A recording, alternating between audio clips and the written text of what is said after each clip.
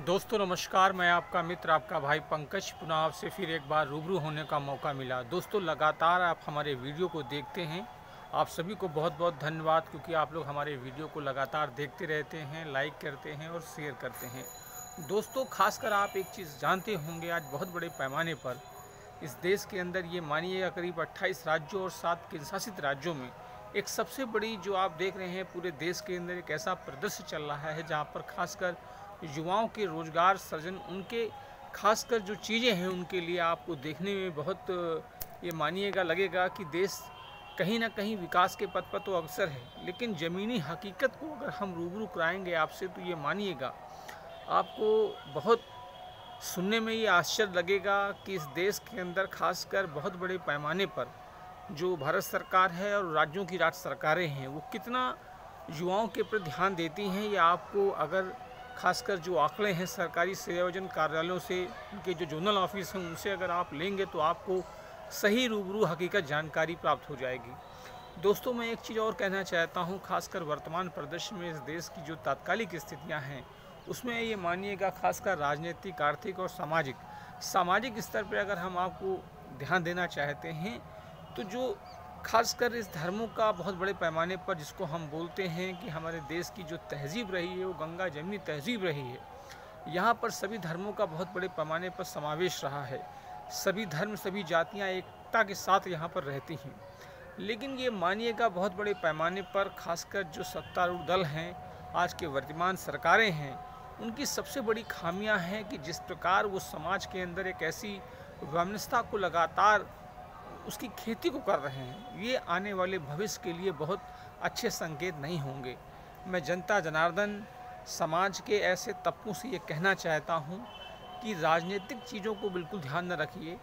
आप आपसी भाईचारे, इंसानियत और जो एक मानवीय संवेदनाएं होती हैं उनके प्रति आप कितना अच्छा रुख रखेंगे, ये बहुत बड़ी चीज़ है।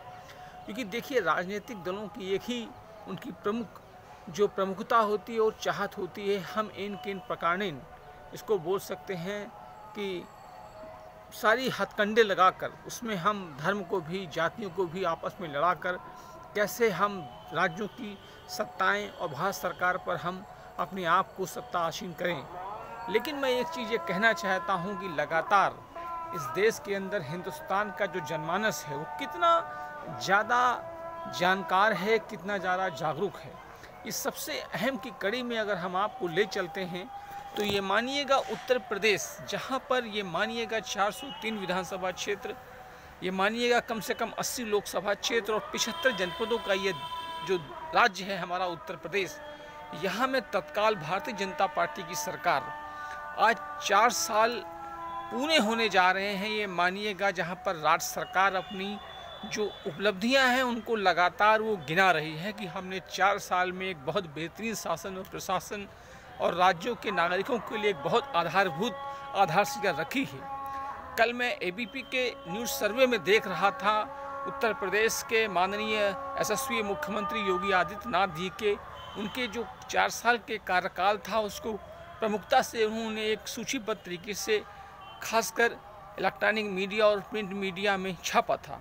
लेकिन दोस्तों मैं एक चीज़ और कहना चाहता हूँ कि जो खासकर बड़े पैमाने पर मीडिया संस्थान हैं वो कितने बड़े पैमाने पर खासकर सत्ता जो आसीन सरकारें होती हैं उनको प्रमुखता के साथ क्यों छापते हैं।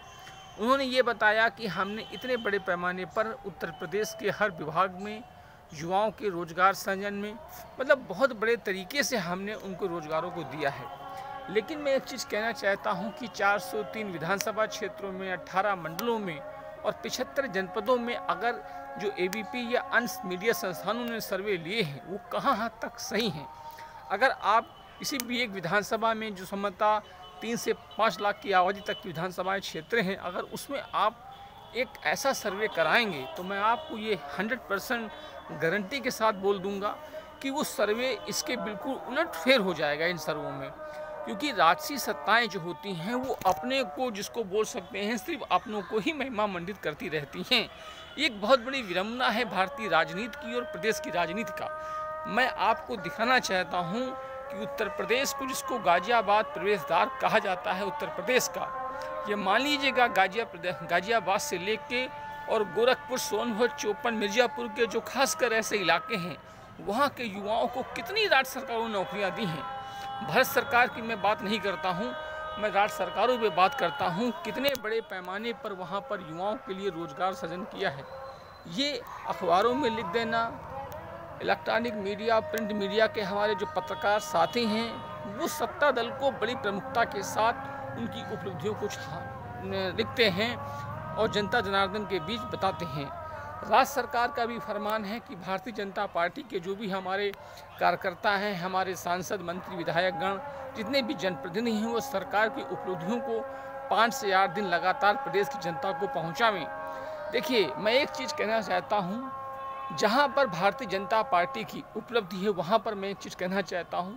इनकी सबसे बड़ी उपलब्धियों में एक चीज़ मैं ये कहता हूं कि इस शासन व्यवस्था में खासकर जो क्रिमिनल एक्टिविटीज़ के लोग हैं, उन पे बहुत बड़े पैमाने पर अंकुश लगाया जाता है। लेकिन हम अगर रोजगार के सृजन की ओर जाते हैं, तो रोजगार में ये मानिएगा कि रोजगार सृजन में सरकार कतई ध्यान नहीं दे रही है।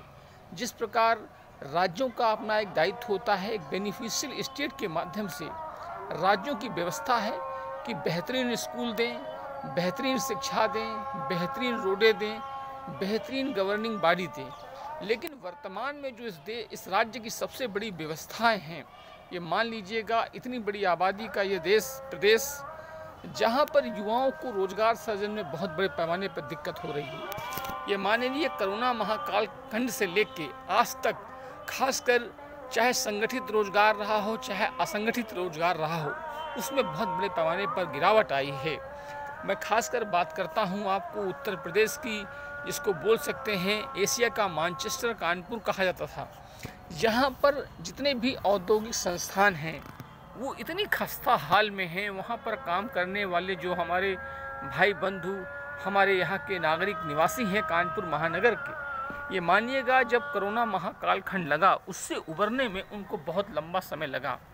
उसकी सबसे बड़ी जो प्रॉब्लम ये रही है कि उसमें एक, जिसको हम बोल सकते हैं कि राज्य सरकारों का बहुत बड़े पैमाने पर रोल होता है, लेकिन राज्य सरकारों ने कतई ध्यान नहीं दिया है। आज ये मानिएगा, ये उत्तर प्रदेश के 75 जनपदों में मैं ये कहना चाहता हूँ कि सरकार ने अपने आप को बहुत बड़े पैमाने पर महिमा मंडित किया कि हमने युवाओं के लिए बहुत बड़े पैमाने पर रोजगार सृजन किया। इस विभाग में मैंने इतनी नियुक्ति दी, उस विभाग में इतनी नियुक्ति दी। लेकिन अगर वास्तविकता के धरातल में हम आपको पाएंगे, तो ये मानिएगा मेरी बात कि कहीं ना कहीं पर सरकार की बहुत बड़े पैमाने पर विफलता। और युवाओं से भी मैं कहना चाहता हूँ कि जिस प्रकार सरकार लगातार ये कहती है कि आप आत्मनिर्भर बने, अरे आत्मनिर्भर कहाँ से बनेंगे भाई, जब उनके पास संसाधन नहीं है, उनके पास पैसे नहीं हैं। ग्रामीण अंचल क्षेत्रों में आज ये हालात हैं कि ये मानिएगा कि अपने लोग पहले कृषि का कार्य करते थे, आज बड़े पैमाने पर उनको शहरों में मजदूरी भी, जो आसपास के ग्रामीण अंचल शहर से लगे हुए हैं, वहाँ पर उनको सही से लेबरी भी नहीं मिल रही है। वो किस प्रकार अपना जीवन व्यतीत कर रहे हैं, मैं शब्दों में बयान नहीं कर सकता हूँ। जब ज़मीनी हकीकत को, ज़मीनी रूबरू को यहाँ के जो हमारे खासकर जिलों के डिस्ट्रिक्ट कलेक्ट्रेट हैं, या खासकर जितने भी प्रशासनिक अधिकारी हैं, ब्यूरोक्रेट्स हैं, वो और ख़ासकर जिस दल की सत्ता होती है, वहाँ के स्थानीय जनप्रतिनिधि, चाहे वो सांसद हों, विधायक हों, मंत्रीगण हों, लोकल बॉडी के नगर पालिका परिषद, नगर पंचायत, आज ये मानिएगा कि बहुत बड़े पैमाने पर मैं कहना चाहता हूँ, खासकर नागरिकों की हालत, उनकी आर्थिक स्थिति नहीं अच्छी है।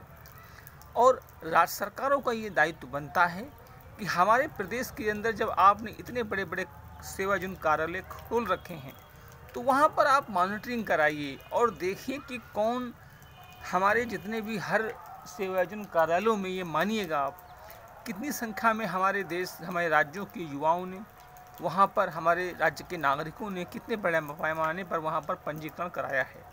अगर उनका पंजीकरण, आप उनको प्रोफेशनल डिग्रीज़ के कोर्सेज हैं, डिप्लोमा डिग्री के या स्नातक स्तर के हैं, या कोई अन्य टेक्निकल चीज़ों में उन्होंने कुछ डिप्लोमा डिग्री ले रखी है, तो उसके हिसाब से उनको आप चयनित करिए। और ख़ासकर सरकारों का ये सबसे बड़ा नैतिक और उनका एक सबसे बड़ा ये मेन मुद्दा है, एक काम होना चाहिए कि उनको खासकर नियुक्ति दें।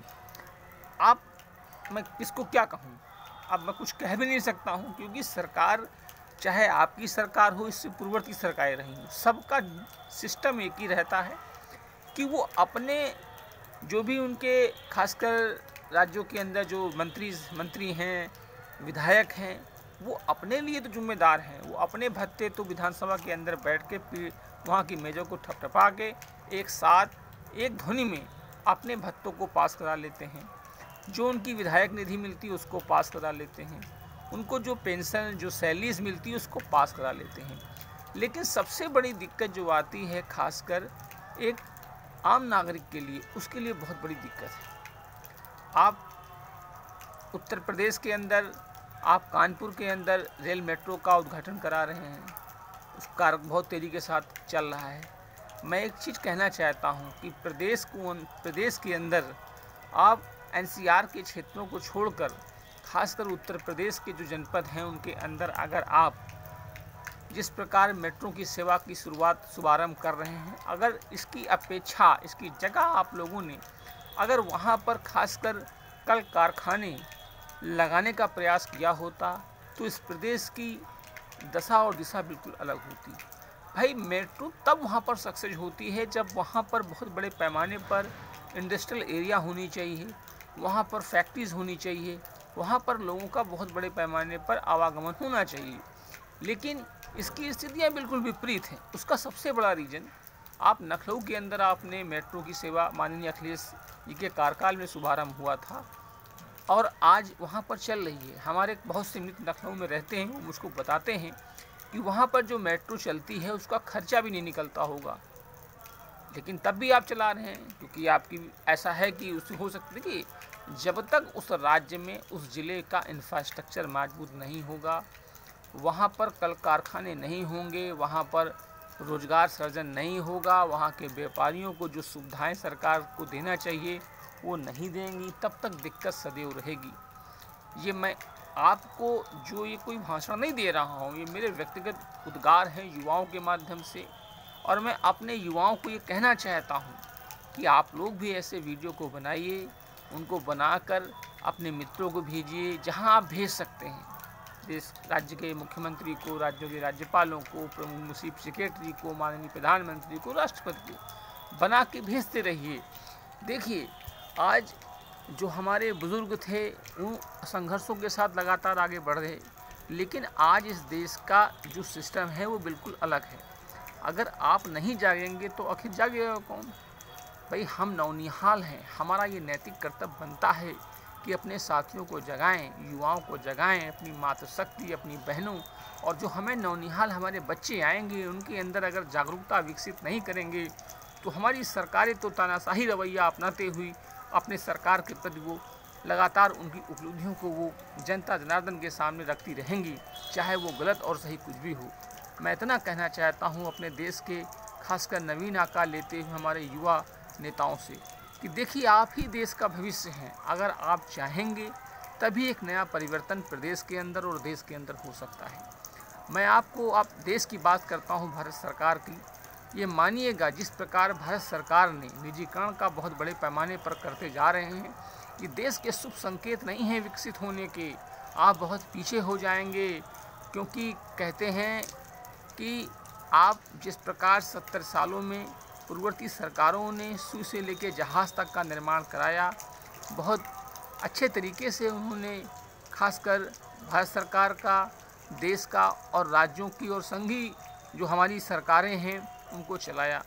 आप लोग जितने भी राज्य सरकारों की संस्थाएं हैं, चाहे वो ये मानिएगा बैंक का निजीकरण हो, चाहे आप खासकर जितने भी हमारे भारत सरकार के उपक्रम हैं उनको आप लगातार क्यों बेचते जा रहे हैं भाई?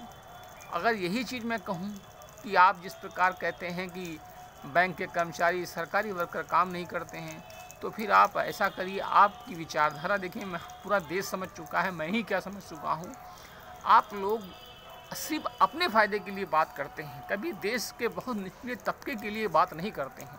आप अपने जब चुनावी घोषणा पत्र होते हैं उसमें आप दिखाते तो बहुत कुछ हैं कि हम खासकर अपने भारत के नागरिकों के लिए ये व्यवस्थाएं कर देंगे, ये व्यवस्थाएं कर देंगे, लेकिन वास्तविकता के धरातल पे आप कहाँ वो व्यवस्थाएं कर पाते हैं? आप कर पाते हैं? कतई नहीं कर पाते हैं। आपको जितने भी हमारे देश के अंदर 543 लोकसभा सांसद हैं, उसमें मिनिस्टर्स भी हैं भारत सरकार के, आप राज्यों के राज्यपाल को भी नियुक्ति करते हैं। आप अपने भत्तों के लिए, अपनी पेंशन्स के लिए, अपनी सांसद निधि के लिए एक साथ करतल ध्वनि के साथ वहाँ पर मेजों को ठपठपाते हैं और अपने आप बोलते हैं कि भाई मेरा इतने में काम नहीं होता, हमारी पेंशन बढ़ा दीजिए, हमारी सैलरी बढ़ा दीजिए। लेकिन कभी आपने देश के लिए सोचा है? आपने कभी नहीं सोचा है। जिस प्रकार आप धर्म की राजनीति जिस देश के अंदर कर रहे हैं, ये अच्छे संकेत नहीं है। मैं पुनः कहना चाहता हूँ कि भारत देश गंगा जमुनी तहजीब में बसा हुआ देश है। ये देश हमारे उन ऐसे शख्सियतों का है जिन्होंने अपने खून से सींचा है इस देश को, और आप लोग अपनी राजनीतिक स्वार्थ के लिए इस देश को मटिया मेट कर रहे हैं। देश का इतिहास, देश का भविष्य को बर्बाद कर रहे हैं। आप उसकी जड़ों में मट्ठा डालने का काम कर रहे हैं। आप करते हैं, कहते हैं भारत के हमारे यशस्वी प्रधानमंत्री कि हम भारत देश के जीडीपी को 5 ट्रिलियन बना देंगे, भारत देश आत्मनिर्भर बने। अरे आत्मनिर्भर तो बन जाएगा, पहले आप इस देश के अंदर जो युवाओं हैं उनके रोजगारों का सृजन करिए। देखिए, कुमार विश्वास जी की एक बहुत अच्छी शायरी में उन्होंने कहा था एक दिन कि आप राजनीति का धर्म होना चाहिए, लेकिन धर्म की राजनीति नहीं होनी चाहिए। लेकिन आप लोग लगातार धर्म की ही राजनीति कर रहे हैं। मैं लगातार टेलीविज़न, इलेक्ट्रॉनिक मीडिया, प्रिंट को देख रहा हूँ किस प्रकार आप बंगाल के अंदर अपनी राजनीतिक तुष्टीकरण कर रहे हैं। आप बंगाल है, आसाम है, तमिलनाडु है, केरल है, कहाँ कहाँ आसाम है, आप लगातार धर्म के नाम पर वोट मांगते हैं। ये अच्छी चीज़ नहीं है। देखिए, हम ये नहीं कहते हैं कि और राजनीतिक दल जातियों का, धर्मों का तुष्टीकरण नहीं करते हैं। भारतीय जनता पार्टी का जो चुनाव चिन्ह निशान है ना, कमल, कमल का मतलब होता है सत्यम शिवम सुंदरम। एक ऐसी पार्टी जो आदर्शों के सिद्धांत पर चलती है और अपने आदर्शों को भटक गई है।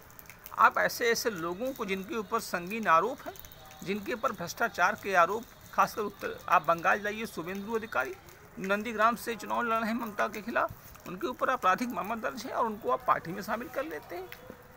देखिए, भारतीय जनता पार्टी बहुत सुसंस्कृत और पढ़ी लिखी लोगों का पार्टी रही है, लेकिन आप लोग उस पार्टी को आज एक ऐसे मुआयने पे लाके खड़ा कर दे रहे हैं कि आने वाले समय में उस पार्टी का कोई सिंबल लेके चुनाव नहीं लड़ेगा। ये मेरी बात आप नोट कर लीजिएगा। इसी के साथ मैं खाली देश के महामहिम राष्ट्रपति, माननीय देश के यशस्वी प्रधानमंत्री और राज्यों के मुख्यमंत्री, राज्यों के राज्यपाल और राज्यों के जो हमारे चीफ सेक्रेटरी हैं, हमारे राज्यों के जो सुरक्षा महकमे में पुलिस महानिदेशक हैं, आपसे सबसे ये गुजारिश है और ख़ासकर देश के हम अपने पुनः एक बार माननीय प्रधानमंत्री से कहना चाहते हैं कि आप संघ व्यवस्था के सबसे प्रधान होते हैं, प्रधान सेवक हैं। आपकी जिम्मेदारी है कि आप देश के अंदर युवाओं का सृजन करिए। आप जिस प्रकार निजीकरण कर रहे हैं, आप सबको निजीकरण कर रहे हैं, तो मैं आपसे कहूँगा तो आप ये बोलेंगे कि हाँ, आपके अंदर इतनी नॉलेज नहीं। हो सकता है मेरे अंदर नॉलेज ना हो, लेकिन मैं ये कहना चाहता हूँ, सबका साथ, सबका विकास का जो वादा है उसको साथ रखिए और धर्म की राजनीति ना करिए। इसी के साथ मैं अपनी वाणी को यहाँ से विराम देता हूँ। हो सकता हूँ कुछ गलत बातें मुझसे मुँह से निकली हूँ, उसके लिए क्षमा चाहता हूँ। जय हिंद, जय भारत, जय जवान, जय किसान, जय विज्ञान। धन्यवाद।